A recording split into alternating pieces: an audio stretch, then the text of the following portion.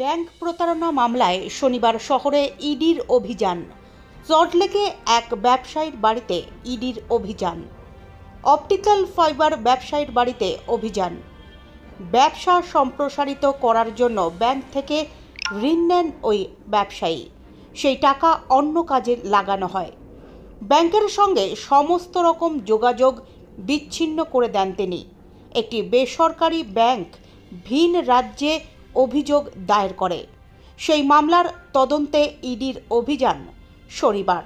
এর পাশাপাশি এই ব্যক্তির বিরুদ্ধে এই ব্যবসা সম্প্রসারণের বিনিয়োগের কথা বলে বিহারের একাধিক সরকারি আধিকারিকের কাছ থেকে কালো টাকাকে ব্যবসায় বিনিয়োগের মাধ্যমে সাদা করিয়ে দেওয়ার নাম করে টাকা আত্মসাৎ করার অভিযোগও আছে। সেই টাকা পরবর্তীকালে বেনামে বিদেশে পাচার করে দেওয়া হতো বলেই ইডি সূত্রে খবর।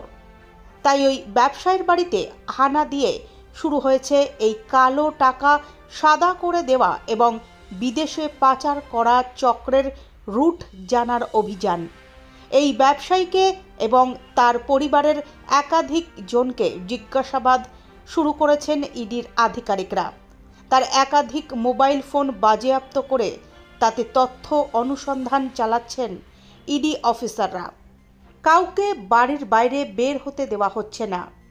যে সকল ব্যাংকে ওই ব্যবসায়ীর অ্যাকাউন্ট আছে এবং হিসেব সংক্রান্ত বিষয় যারা দেখভাল করেন তাদের প্রত্যেককে জিজ্ঞাসাবাদ করছেন ইডি আধিকারিকরা।